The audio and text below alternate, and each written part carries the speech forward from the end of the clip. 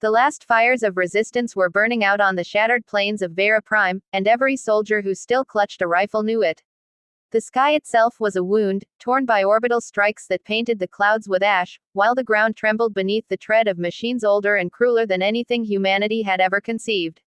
The XYRR Dominion had come like a tide, a species so ancient that they treated younger civilizations the way a farmer treats weeds, scything through cities with no malice and no mercy, simply because it was easier than letting anything grow beside them.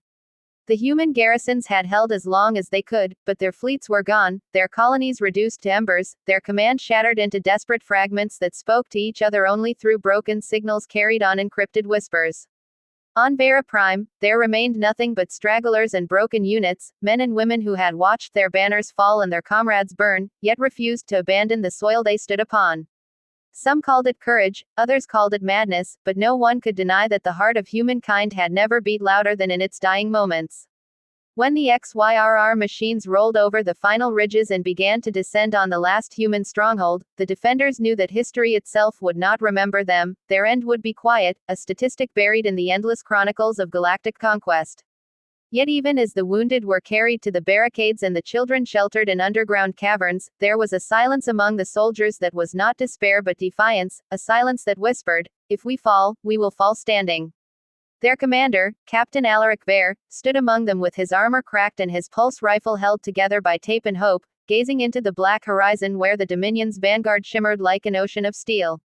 He told them no lies. He said no rescue was coming, no fleet would break the clouds, no gods would descend to pluck them from annihilation.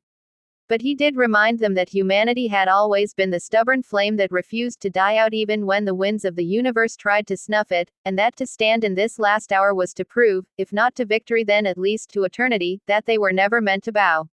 The night before the final assault, the defenders sang an old earth song around the broken artillery guns, voices hoarse yet fierce, and for a moment the ruins of Vera echoed with something that even the XYRR could not erase, the sound of a species daring the universe to watch as it faced oblivion with unflinching eyes. None of them could know then that fate had been listening, and that above the wounded skies, beyond the storm of orbital fire, shadows moved, shadows that were not alien conquerors, but Deathworlders, forged on a world so brutal that even the stars had come to respect its children.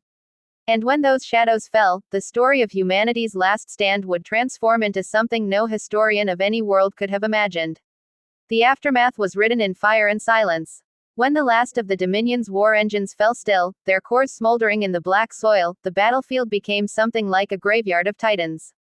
Human soldiers, too few to count as an army, staggered among the wreckage, their eyes wide not only with exhaustion but with disbelief, because they were still alive. For days they had stood certain that their names would vanish into nothing, yet here they were, breathing among mountains of alien steel that had once seemed invincible. Above them, the Deathworlders moved with a quiet, unnerving purpose. Their ships hung like scars across the sky, vessels unlike anything humans had ever constructed, brutal, asymmetrical, designed less for elegance and more as weapons given shape. And yet, for all their savage power, these beings did not strike at the remnants of humanity. They gathered their dead in strange rituals, howling in guttural voices that made the earth itself shiver, and then they approached the human survivors, not as conquerors, but as kin. Captain Alaric, his armor cracked and his body failing, stood when they came, his rifle heavy in his hand. But the Deathworlder who stepped forward did not raise a weapon. Instead, the being extended a massive hand, armored fingers curling not in threat but in solidarity. No translator was needed, the gesture spoke a language older than words.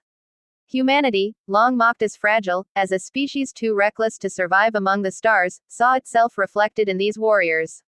For the Deathworlders had recognized in humans what they themselves embodied, a refusal to bow, a fire that would not extinguish, a courage that thrived not in spite of suffering but because of it.